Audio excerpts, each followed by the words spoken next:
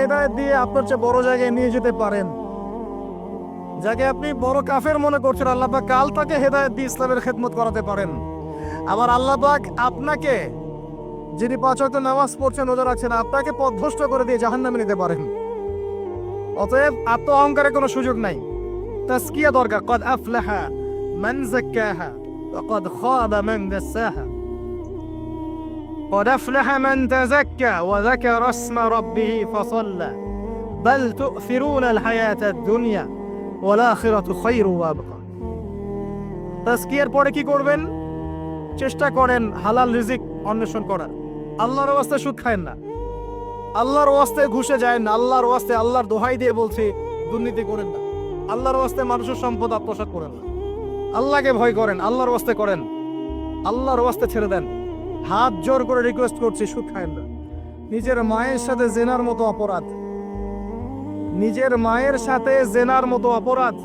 এটা আমার কথা নয়, এটা মুহাম্মদ সাল্লাল্লাহু আলাইহি ওয়াসাল্লামের কথা, যাকে কবরে আপনাকে দেখানো হবে, যিনি আপনার জন্য সুপারিশ করবেন কাল কিয়ামতের মাঠে, যিনি আপনার জন্য হাউজে কাউসারের পানি নিয়ে দাঁড়িয়ে থাকবেন, আপনার উসওয়াতুল হাসানা, সেই মুহাম্মদ সাল্লাল্লাহু আলাইহি ওয়াসাল্লামের কথা। সুদ খেও না। এর সর্বনিম্ন পাপ নিজের মাকে বিয়ে করা, নিজের মায়ের সাথে জেনা করা। কেউ যদি এই সমাজে নিজের মায়ের সাথে জেনা করে থাকে, কালকে সকালে রাস্তায় বের হয়, আপনি চাইবেন তাকে রজম করে মেরে ফেলতে, চাইবেন না? এই কাজ দিব্যি আমরা করছি। সর্বোচ্চ পাপ সুদের, আল্লাহ এবং তার রাসূলের সাথে যুদ্ধ করা। অনেক দিন আয়াতটা বলেছি, আবারও বলছি, শোনেন কি, কারণ কিছু মানুষের কানে ঢুকতেই চায় না কথা। আল্লাহ পাক বলেছেন, ইয়া আইয়ুহাল্লাযীনা আমানু, হে মুমিনগণ, ইত্তাকুল্লাহ, আল্লাহকে ভয় করো। ওয়া যারু মা বাকিয়া মিনার রিবা, সুদের অবশিষ্ট অংশগুলো ছেড়ে দাও। ইন কুনতুম মুমিনিন, যদি প্রকৃতপক্ষে মুমিন হয়ে থাকো। ওয়া ইল্লাম তাফআলু, যদি তোমরা এই কাজ না করো। শুনেন আল্লাহর কথা, আল্লাহ বলছেন যদি তোমরা এই কাজ না করো, ফাযানু বিহারবিন মিনাল্লাহি ওয়া রাসূলিহি, তাহলে আল্লাহ এবং তার রাসূলের সাথে যুদ্ধের ঘোষণা শুনে না। The path is yours, choose your path. রাস্তা আপনার, আপনি চুজ করেন কোন পথে আপনি যাবেন। কেউ বাধ্য করবে না আপনাকে। লা ইকরাহা ফিদ্দিন, দিনে কোনো বাড়াবাড়ি নাই। তরোয়াল দিয়ে কেউ বলবে না যে সুদ খেও না, তরোয়ালের জোরে কেউ বলবে না যে ইসলাম কবুল করো। ইসলাম এগুলো হারাম, ইসলাম এভাবে ছড়ায় নাই, এগুলোর সাথে ইসলামের কোনো সম্পর্ক নাই। ইসলামের নামে যারা সন্ত্রাসবাদ ছড়িয়েছে এবং জঙ্গিবাদ ছড়িয়েছে, এগুলোর সাথে ইসলামের কোনো সম্পর্ক নাই। ইসলাম বাধ্য করবে না আপনাকে, কিন্তু আপনি রাস্তা, ওয়াহাদাইনাহুন নাজদাইন, দুইটা পথ আমি দেখিয়ে দিয়েছি, আপনি একটা চুজ করেন। ইম্মা শাকিরা ওয়া ইম্মা কাফুরা, ইচ্ছা হলে আপনি কুফরি করেন, ইচ্ছা হলে কৃতজ্ঞ হন। আল্লাহ বলেছেন সুদ খেও না, নিজের মায়ের সাথে জেনা করা, আল্লাহ এবং তার রাসূলের সাথে যুদ্ধ করা। আপনি পথ চুজ করেন। একটা টাকা যদি হারাম থাকে রিজিকে, আপনার ইবাদত কবুল হবে না। সে যেই হোক, দাড়ি টুপি পাগড়ি জুব্বাওয়ালা মানুষও যদি সুদ খায়, জায়েজ হয়ে যাবে না। পৃথিবীর সমস্ত মানুষ যদি ভোটাভুটি করে যে সুদ হালাল, হালাল হয়ে যাবে না। পরিবারের হালাল রিজিকের ব্যবস্থা করেন। অনেক মানুষ দেখা হয়, কথা হয়, মেসেঞ্জারে টেক্সট করে, হোয়াটসঅ্যাপে নক করে, বড় চাকরি করতো, 60,000 70,000 80,000 টাকা বেতন পেত, তখন রিজিকে বরকত ছিল না, ছেড়ে দিয়েছে, চায়ের দোকান দিয়েছে, এখন রিজিকে বরকত আছে। আজকে একজনের সাথে দেখা হয়েছে, তিনি ইউএস বাংলা এয়ারলাইন্সে কাজ করেন। আমাকে বলছেন, ভাই, মুরব্বী মানুষ, আমার পরিবারের সদস্য সংখ্যা বেশি ছিল, হারাম জবে ছিলাম, সুদ খেতাম, সুদি এনজিওতে কাজ করেছি, আপনার লেকচার শুনেছি, আলহামদুলিল্লাহ, আল্লাহ পাক শুনিয়েছেন তাকে, এখানে আমার কোনো ক্রেডিট নাই, তিনি ছেড়ে দিয়েছেন, এখন এখানে কাজ করেন। আমি বললাম, পরিবারে কি কোনো সমস্যা হয়, রিজিকে বরকত আছে না? তিনি বলছেন, এখন বারাকার শেষ নাই। বলছে কেউ অসুস্থ হয় না পরিবার আমার এখন, আগে ডেইলি অসুস্থ হতো।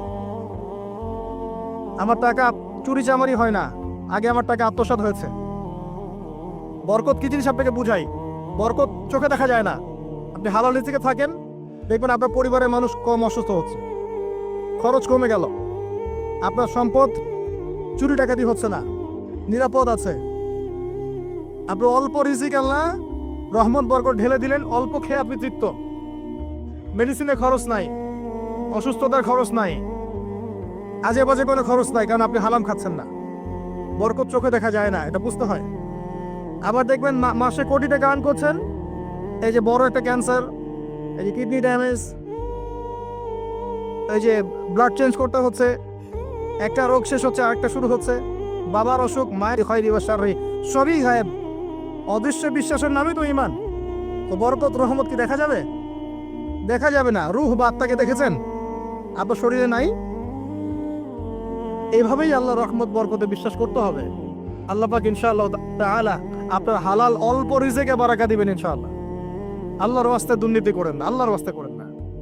আমি বলে একটা হাদিস শোনাই। আমরা তো দায়িত্ব পেলে অনেক খুশি হই। রাসূলুল্লাহ সাল্লাল্লাহু আলাইহি ওয়াসাল্লাম বলেছিলেন, হে আবু যার, তুমি কখনো দুইজন ব্যক্তির দায়িত্ব নিতে যেও না। যদি দুইজন ব্যক্তির দায়িত্ব নাও, যেন তোমাকে ছুরিবিহীন জবাই করে ফেলা হয়েছে। কারণ প্রত্যেককে তার দায়িত্ব সম্পর্কে জিজ্ঞাসা করা হবে। আমরা তো খুশি হই। রাসূল সাল্লাল্লাহু আলাইহি ওয়াসাল্লাম বলেছেন, তোমরা কি জানো সবচেয়ে বড় মিসকিন কে? সবচেয়ে বড় মিসকিন কে? দরিদ্রকে? সাহাবীরা বলছেন, আমরা তো মনে করি যার কাছে অর্থ সম্পদ কম সেই বড় মিসকিন।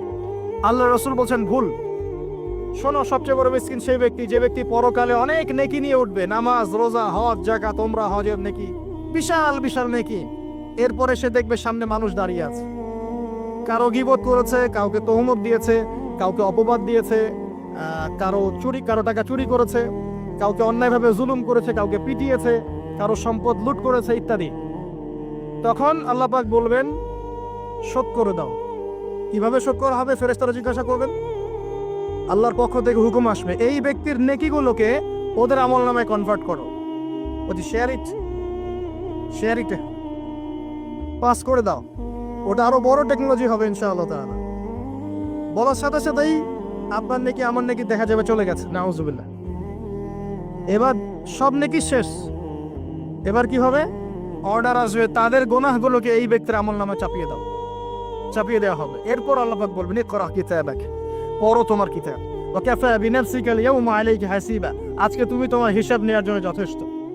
এই কিতাব আর ডান হাতে আসবে না, ঘুরে আসবে। ওয়া আম্মা মান উতিয়া কিতাবাহু বিশিমালিহি ফাসাউফা ইয়াদউ সুবুরা, তখন সে মউতকে ডাকতে থাকবে, মউতকে ডাকতে থাকবে। হায়, আজকে আমার একটা মৃত্যু দিয়ে কাজ হবে না, হাজারটা মউত আমার দরকার। সুবহানাল্লাহ, ইন্না লিল্লাহি ওয়া ইন্না ইলাইহি রাজিউন। এই হচ্ছে তাদের পরিণতি যারা অন্যের সম্পদ আত্মসাৎ করে খাবে। আল্লাহ পাক আমাদেরকে বোঝার তৌফিক দান করুন, এবং মানুষের সাথে জড়িত হক যাতে থাকবে। আল্লাহ পাক যেন আমাদেরকে মানুষের সাথে জড়িত কোনো হক না রাখেন, পবিত্র অবস্থায় দুনিয়া থেকে নেন। আল্লাহুম্মা আমিন।